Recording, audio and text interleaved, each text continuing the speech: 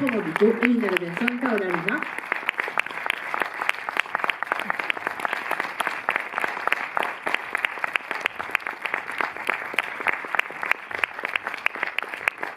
Et également Claire Dubur qui est dans la salle.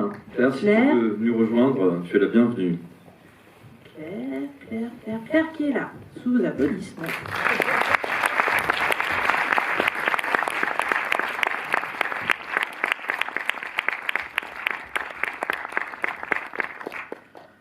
Merci. Alicia et moi allons poser les 2, 3, 4 premières questions et puis quand vous avez envie quand vous êtes sorti de vos émotions, voilà, quand vous avez envie de prendre la parole, prenez-la, demandez-la. Je vais commencer, Bertrand, par vous citer en fait, parce que j'ai lu dans je ne sais plus où, vous parliez de l'importance pour les auteurs de s'emparer, et je cite, d'une forme d'entertainment expérimental. C'est une formulation qui m'a vraiment parlé, et en particulier pour ce film-là, qui est vraiment un film d'une très grande singularité, qui porte votre patte, et aussi un film qui est extrêmement ludique, où le plaisir cinématographique est très grand. Et je voulais savoir si c'était... Enfin, je pense que c'est un désir qui préside à beaucoup de vos films, mais en particulier celui-ci, et l'idée d'explorer la figure du western, une figure cinéphilique comme ça, assez imposante, et d'avoir d'explorer ce divertissement dans le cinéma d'auteur, dans le cinéma expérimental, dans le cinéma singulier qui est le vôtre. Est-ce que c'est une des choses qui a présidé au désir de ce film ? Oui, c'est l'idée de l'hybridation du genre, quoi. C'est-à-dire que le genre a été exploré, est encore exploré. Il y a quelque chose d'un peu répétitif, je trouve aussi, dans l'exploration du genre, des figures de style comme ça imposées. Et moi, je trouve qu'il est temps de créer des films hybrides qui vont emprunter au western, prendre ce qui est intéressant dans le western et puis le faire muter, emprunter à la science-fiction, la débarrasser de science et garder de la fiction, l'heroic fantasy, etc.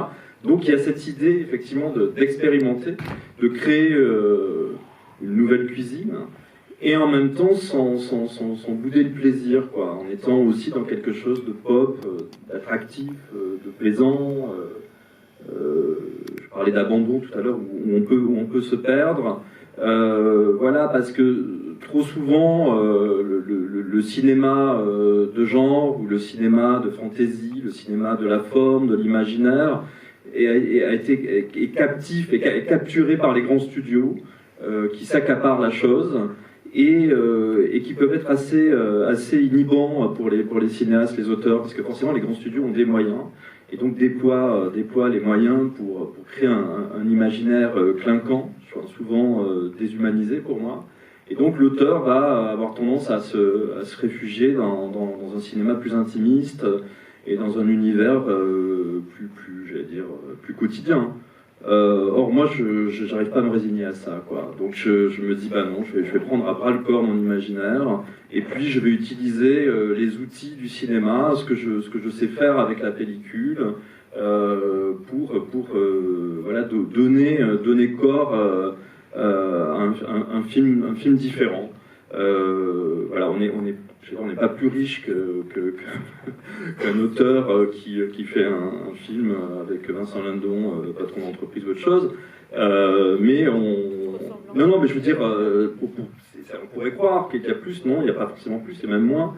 Mais voilà, on met l'énergie et l'imaginaire va prendre sa place comme ça dans le film. Moi, je trouve que c'est important qu'il y ait une variété de films différents, qu'il y ait un éventail. Voilà. Mais souvent, le cinéma d'auteur a tendance à aller toujours vers la même direction, quoi.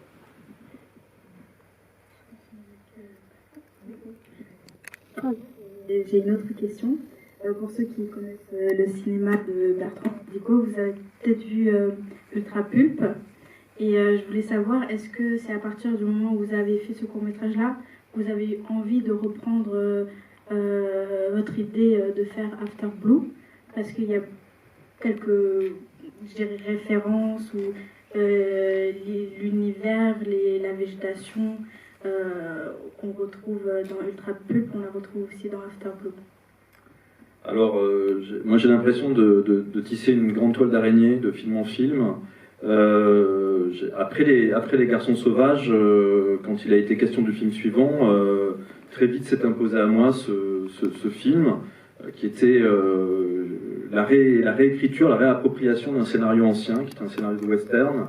Et j'aime, c'est important pour moi de faire des courts-métrages et des moyens-métrages, et notamment entre After Blue et Les Garçons Sauvages, j'ai fait effectivement ce film qui s'appelle Ultra Pulp, où il est question de science-fiction, il est question d'actrices, de réalisatrices, mais pour moi ces films qui se sont mis entre ces deux longs métrages sont comme des films méta, quoi, des réflexions un petit peu sur ce que j'étais en train de faire.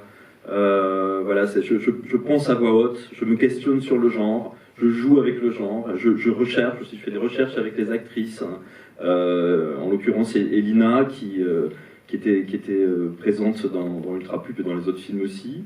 Et donc ces courts-métrages m'aident à tisser cette grande toile d'araignée que je tisse de film en film.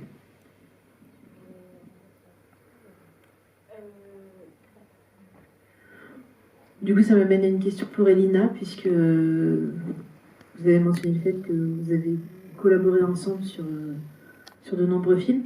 Qu'est-ce qui, pour vous, fait de ce rôle, dans ce film-là, un rôle, une forme différente, en fait, de cette collaboration, de cette œuvre? Est-ce que, pour vous, ça a pris, peut-être au niveau de l'émotion, une autre dimension que les précédentes collaborations avec Bertrand? Déjà, même si on a fait pas mal de collaborations, c'est la première fois que je traverse avec un personnage du début à la fin et où je peux jouer moi-même avec des différentes couleurs parce que l'écriture permet par rapport à l'aventure que ce personnage traverse. Et c'est ça en gros. Sinon, à chaque fois, c'est... En fait, ce que je peux dire que j'exige de Bertrand, c'est de me donner à chaque fois l'opportunité de faire quelque chose de différent. Et parce que moi-même, j'adore me transformer. Je ne veux pas faire le même archétype. J'adore changer mon visage si c'est possible et avancer et découvrir. Et c'est ça, en fait, pour moi, dans cette collaboration, c'est en tant qu'auteur et réalisateur, il me permet de découvrir moi-même des autres territoires par rapport à la comédienne que je peux être. Et j'ai la chance. Ouais. Bravo, en tout cas.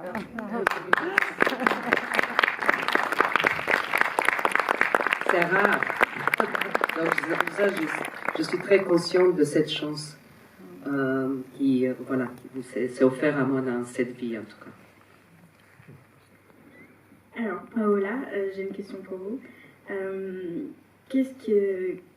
Comment vous avez abordé votre premier long métrage et votre première expérience dans le cinéma, il me semble, et qu'est-ce qui vous a plu dans le travail de Bertrand Mandico pour avoir fait ce film? Qu'est-ce que vous voulez dire par aborder? Comment tu es arrivé dans ce film? Oui.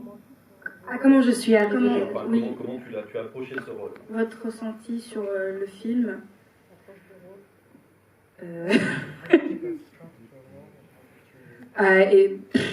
Pretty natural. C'était très instinctif en fait. Vu que j'avais pas de l'expérience, c'était très instinctif. Voilà. Moi, je me permets de faire la question n'est pas posée, mais je ne veux pas répondre à ta place. Et ce que je peux dire par rapport à Paola, c'est que Paola, nous sommes rencontrés via c'était Instagram, je crois. Hein, non, même pas. C'était pas Instagram. Même pas. Sur Instagram. J'avais fait un casting et c'était par hasard. C'était un ami. c'était pour Extasus. Oui. Et c'était un ami qui m'a conseillé d'aller dans un casting. Et moi, je ne savais pas que c'était un casting pour jouer, parce que j'avais jamais joué. Et puis, c'était, je sais plus, c'était 3 improvisations fous. Et ça m'a fait beaucoup de plaisir. Et c'est par là. Voilà, bon, moi donc, j'ai vu des photos Instagram de toi, quand on m'a parlé de toi, c'était ça. Et puis, Paola est venue pour une trilogie de vidéoclips donc, que j'ai fait entre les 2 films, qui s'appelle Extasus pour M83, qui prenait la forme d'un court-métrage. Et Paola était extraordinaire dans ses essais. Et ce qui m'a frappé, c'est qu'elle avait le physique, en quelque sorte, du personnage tel que je l'avais imaginé. Et le seul inconvénient, c'est qu'elle ne parlait pas un mot de français quand je l'ai rencontrée. Paola est allemande et tu parlais allemand. Tu parlais très bien anglais, bien sûr, mais c'était... Voilà. On a quand même tourné... tu avais un petit rôle où tu donnais des coups de seringue dans Pauline Laurillard. Je trouvais ça magnifique comme tu l'as piqué. Et après, tout de même, je me suis dit, c'était quelques mois après, hein, c'est trop bête de ne pas convoquer Paola. Et tu es venu, et là, miracle, hein, un miracle, talent, tu parlais français, très bien français. Voilà. C'était quoi du coup le secret d'apprendre français en 3 mois, comme ça s'est fait? C'était la motivation de... Déjà, je pense que quand on a fait le casting pour After Blue, j'avançais vers le français parce que j'avais envie de parler, je vivais à Paris. Mais je me rappelle que Chris, elle me disait, il faut que tu arrêtes de parler anglais, il faut que tu parles français si tu veux faire ce projet. Et donc, j'ai arrêté de parler anglais et j'ai que parlé français, même si ça voulait dire que parfois je parlais pas du tout. Et qu'il fallait observer, il fallait être silencieuse. Mais c'était très beau, c'était pas du tout une chose difficile, c'était une chose très passionnante. Félicitations en tout cas. Ben oui, et puis comme Claire est là, j'en profite hein, pour on parlait des correspondances comme ça, des glissements de jeu. Donc Paola, on s'est rencontrés sur Extasus et tu t'es retrouvé à avoir ce rôle où tu es... Bon, bref, j'adore, voilà. Et puis, j'ai rencontré Claire aussi, alors là, c'est sur le casting, effectivement, d'After Blue, où Claire joue une des jeunes filles de la plage au début, puis une fille morte après, et aussi, par glissement, comme ça, Claire m'est apparue vraiment l'actrice idéale après pour incarner Conan la barbare, hein, dans un prochain film à venir que j'ai déjà tourné, j'ai commencé à monter. Elle fait la Conan de 15 ans. Et c'est tout ça pour vous dire que moi j'aime bien ces idées de glissement d'un rôle à l'autre, retrouver des actrices. Voilà, moi ce que j'ai envie c'est de retrouver Paola prochainement. Et voilà, créer une famille, une troupe comme ça, c'est très très important. Et les amener de rôle en rôle vers des personnages différents, comme disait Elina. Les reprendre là où on s'est laissé au dernier film et puis aller explorer autre chose. Claire, du coup, vous pouvez nous raconter un peu votre arrivée comme ça dans l'univers de Bertrand Mandico qui vous a amené donc à un 2e long métrage bientôt sur vos écrans, j'imagine. Après. Pas bientôt. Pas bientôt, enfin le temps du... Combien de montage? Un petit moment. Un petit moment, bientôt, un jour. Claire? C'était un casting folle, comme dit Paola. Et Paola parlait déjà très bien français, je trouve. Et donc c'était très physique, animal. C'était trop bien. Il y avait... ouais, je sais pas. Moi, j'avais déjà vu la bande-annonce des Garçons Sauvages. Ensuite, j'avais vu le film. Et au moment où j'ai passé le casting, je rêvais déjà de travailler avec Bertrand. Donc je pense que j'ai tout donné. Et après, au moment du tournage, il y avait quelque chose d'assez magique. au moment où je pense que vous ressentez la même chose, enfin vous avez ressenti la même chose, au moment où on est sur le plateau de tournage avec les décors et les lumières et l'équipe et tout le monde qui travaille à ce même imaginaire. Du coup, moi j'étais emportée là-dedans, enfin, je pense comme vous, assez naturellement et comme dit Paola, instinctivement.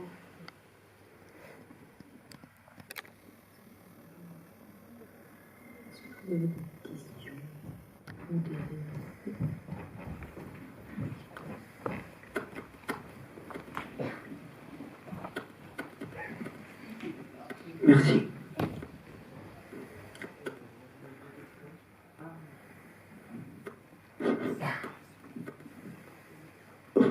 Ok. Moi j'ai deux questions. Et, la première, c'est si Kate Bush, ça a quelque chose à voir avec Kate Moss. Je réponds d'abord à la première. Alors, Kate Bush a à voir avec Kate Bush. C'est-à-dire que Kate Bush, la chanteuse, l'artiste, est quelqu'un que j'adore, que j'admire, sinon je n'aurais pas donné le nom de Kate Bush à mon personnage. Et l'univers de Kate Bush infuse l'imaginaire du film, quoi. C'est peut-être pas évident de prime abord comme ça, mais tout l'imaginaire de Kate Bush infuse comme ça dans le film. Après, je voulais boucler l'hommage en donnant son nom à un personnage dans le film, et ça me semblait idiot d'essayer de trouver quelqu'un qui lui ressemble physiquement ou qui ait les mêmes traits de caractère. Je voulais prendre le contre-pied de ce qu'est Kate Bush pour moi, et donc j'ai donné le nom de Kate Bush justement pour créer un déplacement, un glissement, un contraste, quelque chose qui crée un petit malaise ironique à Agatha Buzek, donc, qui joue ce personnage à la fois meurtrière, à la fois personnage envoûtant. Voilà, elle s'appelle Kateřina Bušovsky, comme vous avez entendu, son diminutif c'est Kate Bush. Et pour moi aussi, j'ai imaginé ce futur avec des résidus de la culture pop, c'est-à-dire que ce qui reste de notre époque dans ce futur, bah, c'est des noms qui continuent à résonner comme ça, comme un écho dans la nuit. De la même façon que il y a la statue de la planète des singes, la statue vous voyez le lapsus, la statue de la liberté sur la plage de la planète des singes dans la version des années 70. Voilà, les habitants de Terre, par Charlton Heston, mais les autres ne savent pas ce que ça signifie, et c'est là comme un résidu de notre culture. Ben, c'est la même chose, quoi. Voilà. Mais comme je n'avais pas les moyens d'avoir une statue de la liberté, c'était Kate Bush, quoi, le nom de Kate Bush. Merci. Et la deuxième question, c'est, je voulais vous demander si vous connaissez un film mexicain qui s'appelle We Are the Flesh, Tenemos la carne. Et j'ai trouvé qu'il y a, comme dans l'esthétique, des choses qui m'ont beaucoup fait penser à ce film. Et ben, c'est un film dont je connais le titre, j'en ai entendu parler, mais je ne l'ai jamais vu encore. Voilà, mais on en a beaucoup parlé. Et je crois qu'on en a reparlé aussi autour d'After Blue. Quelqu'un... Ah, j'ai...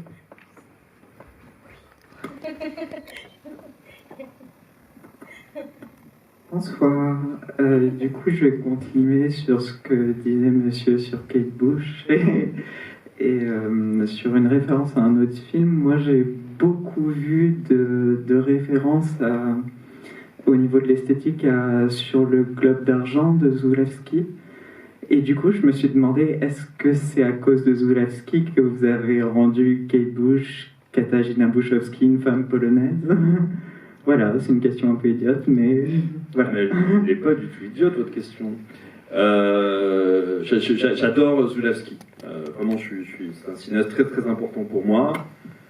En plus, j'ai une histoire personnelle avec lui. C'est quelqu'un que j'ai rencontré à un moment donné où je faisais des cours. Voilà, il est venu vers moi de façon spontanée, très chaleureux, plus qu'encourageant, quoi. Et ça m'a fait un bien fou à ce moment-là, parce que moi, ça n'allait pas fort. À tel point que j'ai cru qu'il se trompait, quoi, qu'il m'avait pris pour quelqu'un d'autre. Mais non, c'était bien moi. Et donc voilà, c'était d'autant plus troublant que c'était vraiment un cinéaste très, très important pour moi. Et c'est vrai que le Globe d'argent fait partie de ces références importantes parce que c'est des films de science-fiction qui ne sont pas dans, j'allais dire, dans les lieux communs de la SF, quoi. C'est des films de science-fiction d'auteur où il y a une recherche de fond, de forme extrêmement âpre, extrêmement différente. Donc et puis il y a des scènes de plage aussi qui sont magnifiques. Donc j'avais ce film en tête. J'ai toujours Zulawski en tête de toute façon quand je tourne, de plus en plus même, je crois. Par rapport à un certain lyrisme, etc. Et puis aussi, moi, j'ai une connexion un peu particulière avec le cinéma polonais, enfin avec plein de cinématographies, mais le cinéma polonais en particulier, le cinéma de Walerian Borowczyk, auquel j'ai rendu hommage dans un de mes premiers films. Donc voilà, pour moi, c'était intéressant de faire exister la Pologne dans ces communautés qui peuvent renvoyer aux communautés d'Amérique du Nord au début du XXe siècle. Quelqu'un a dit une autre question? Ou une remarque? Une chanson? Ah, une chanson. Non.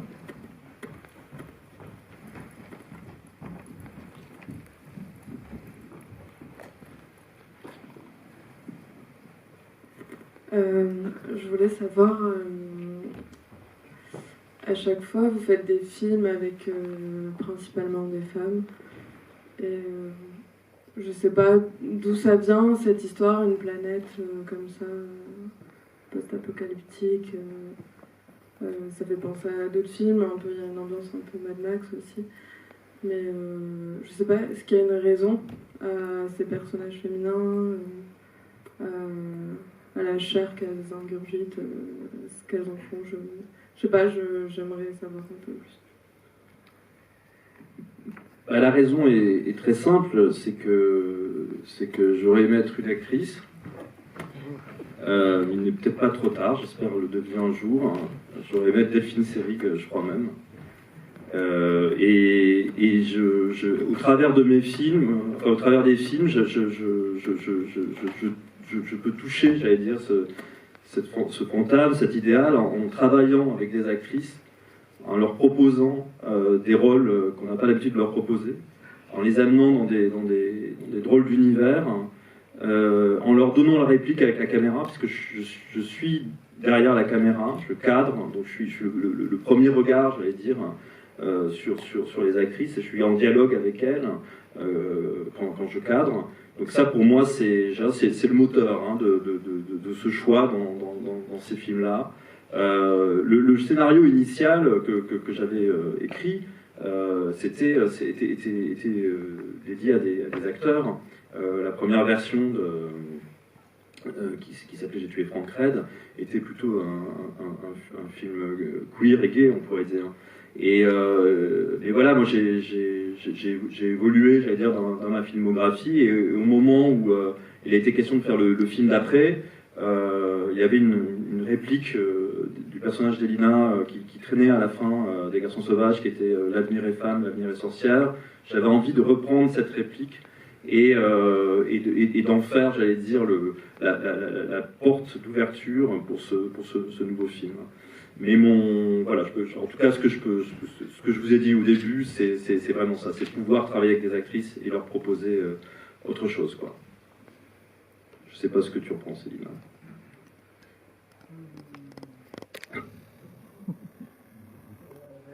Je ne sais pas si je veux dire quelque chose, mais c'est intéressant qu'aujourd'hui on pose cette question, parce qu'on ne posait jamais à Sergio Leone pourquoi vous travaillez qu'avec des hommes la plupart du temps.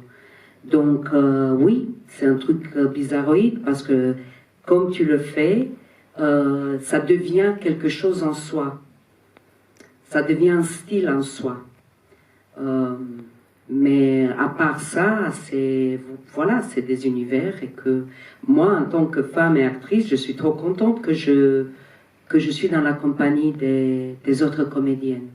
Et je peux dire, j'ai rien contre les comédiens, et j'aime beaucoup certains, mais c'est un vrai plaisir de travailler avec des comédiennes.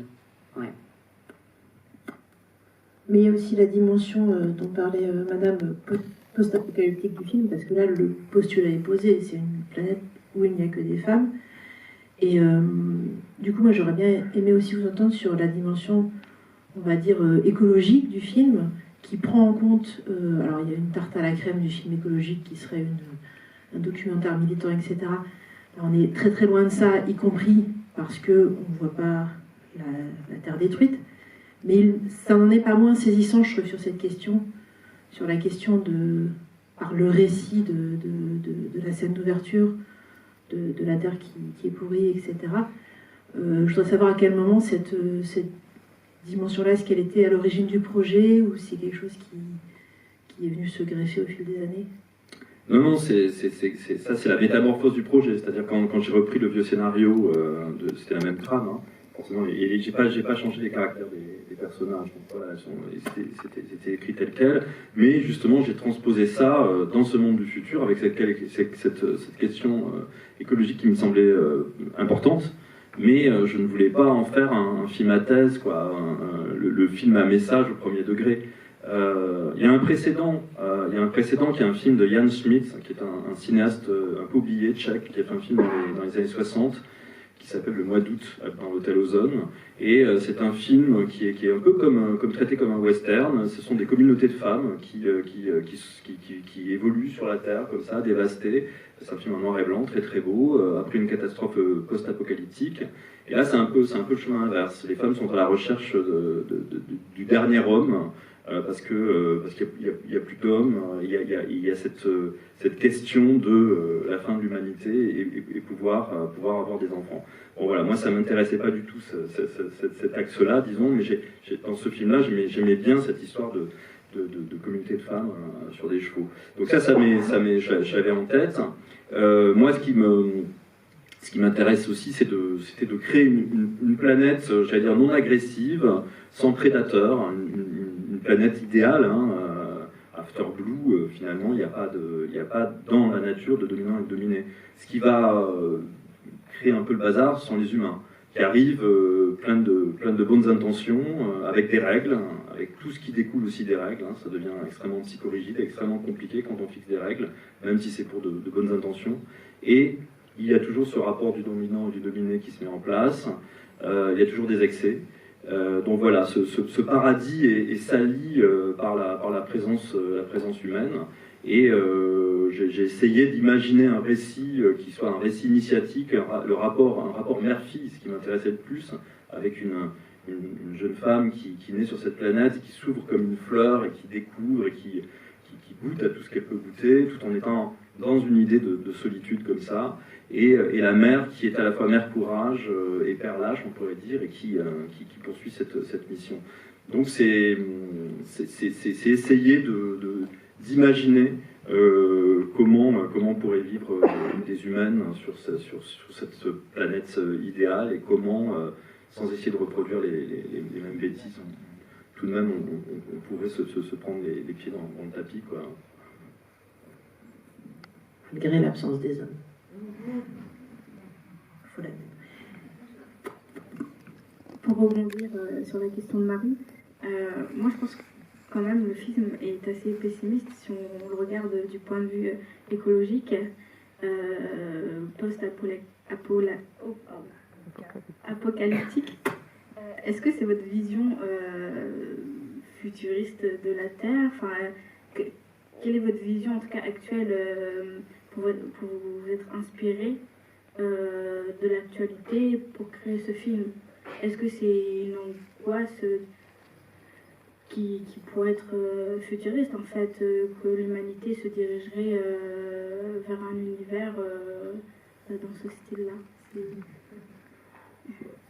Non, c'est difficile d'être ultra optimiste, mais c'est un prétexte à la fiction pour moi. Hein. C'était aussi trouver une île, une planète, pour sortir de l'île justement, qui était aussi l'endroit où les garçons sauvages s'épanouissaient. C'est trouver une planète avec de nouvelles règles pour créer, j'allais dire, ce décorum, ce contexte qui me permet de raconter cette histoire comme ça. Donc j'ai imaginé effectivement que la Terre, au bout d'un moment, elle commençait à être sévèrement malade, et forcément c'est ce qui va se passer. La Terre, même si on arrête si on arrête je sais pas, de polluer, etc., il y aura forcément quelque chose qui sera un peu abîmé, il y aura une surpopulation, etc. Et on cherche à aller ailleurs, forcément. Enfin, c'est notre instinct animal, quoi, d'aller coloniser autre chose. Donc j'ai juste extrapolé sur ce qui aurait pu se passer, ou ce qui pourra se passer, peut-être. Et puis après, j'ai imaginé ce virus hormonal qui empêche la présence des hommes nés hommes sur cette planète, pour pouvoir justement trouver un prétexte pour justifier mon récit au féminin, mon récit d'aventure sur cette planète. Donc c'est pas du pessimisme, c'est une extrapolation, une divagation pour créer du récit et de la réflexion. Qui veut s'emparer de ce micro?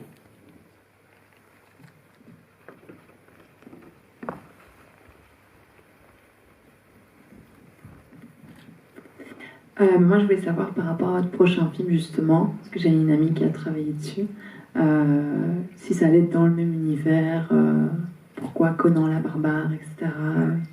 Voilà, si vous pouviez un peu en parler. C'est qui votre amie? C'est Viviane.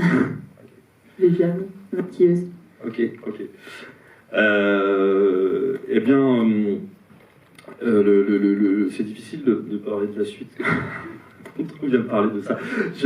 Le film suivant, c'est donc Conan la barbare. C'est un corpus de films en réalité. Donc il y a un long métrage qui est le film principal, et puis il y a des satellites qui sont des films que j'ai tournés en partie pour certains au Théâtre des Amandiers, parce que le projet a été initié par une invitation de Philippe Ken pour venir faire semblant de faire du théâtre aux Amandiers, en tout cas créer un projet hybride où j'aurais mêlé, je parle au passé parce que le spectacle n'a pas eu lieu, où j'aurais mêlé cinéma et spectacle vivant. Il y avait aussi l'idée d'être sur les traces de Patrice Chéreau, qui avait fait construire un studio aux Amandiers pour tourner La Reine Margot.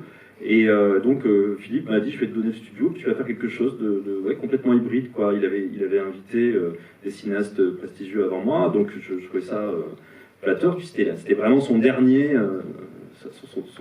baroud d'honneur, j'allais dire, parce qu'après il est parti des Amandiers. Donc j'ai accepté ça avec une petite provocation en me disant, mais si je fais un truc, ce sera pas du tout classique, quoi. Je vais faire Ma Reine Margot à moi, ça sera Conan la barbare. C'était pour le tester un peu, on se connaissait pas bien, et donc ça l'a fait marrer. Il m'a dit, ben vas-y. Et puis surtout, je crois qu'il a annoncé ça dans la presse, et après j'étais coincé avec cette idée-là. Donc je me suis dit, ben faut y aller. Donc j'ai repris des textes que j'avais commencé à travailler sur l'autre monde. J'avais envie de travailler aussi sur la Divine Comédie. Enfin, j'avais accumulé pas mal de recherches, et j'ai créé un premier récit, le long métrage, qui est l'histoire de Conan la barbare, une femme qui se raconte depuis les enfers, avec une structure un peu à la Lola Montez. Et il y a autant de Conan qu'il y a de décennies. Elle voyage dans le temps. En réalité, le début ressemble beaucoup au Conan originel, de l'époque cimérienne. Et puis après, j'en profite pour faire des sauts dans le temps et voilà, raconter cette histoire d'une femme. Et le comble, pour moi, le comble de la barbarie, c'est vraiment la vieillesse qui tue la jeunesse. Donc voilà, en gros, c'est ça que je déploie au travers d'un long et des films méta, pour le coup. Voilà. Donc c'est pour ça que c'est un peu long à monter. Il y a 4 films en tout. On attendra, il n'y a aucun problème. Merci pour cette question qui, du coup, était, je pense, une très bonne question de conclusion de rencontre tournée vers l'avenir. Merci beaucoup tous les 4 pour votre présence. Je crois que vous pouvez applaudir Bertrand et Elina, Paola, Claire. Merci Alicia pour la coordination de la rencontre. Et merci à Micro pour l'organisation de cette avant-première. On garde un petit temps, je crois, pour... Oui, c'est la partie la plus triviale de notre rencontre. Soyons triviaux. Donc Stéphane Auclair, il faut a le bon goût de créer des belles choses autour des films, des coffrets DVD, des affiches, des vinyles. Donc toutes ces belles choses sont proposées au sortir de la salle, et moi je me propose de salir toutes ces choses en faisant des dessins ratés, des dédicaces, des choses comme ça dedans. Voilà. Merci beaucoup. Bertrand, on se retrouve à la sortie de la salle pour ceux qui le souhaitent. Merci de votre présence ce soir. Et le film sort, oui, je le dis quand même, le film sort demain sur beaucoup d'écrans, dont celui-là. Donc je pense que vous l'avez apprécié puisque vous êtes resté tout le long de cette rencontre. Donc parlez-en, écrivez dessus. Et c'est un film qui est fait pour être vu, hein, je tiens à préciser. Merci infiniment. Très bonne soirée à tous et à toutes.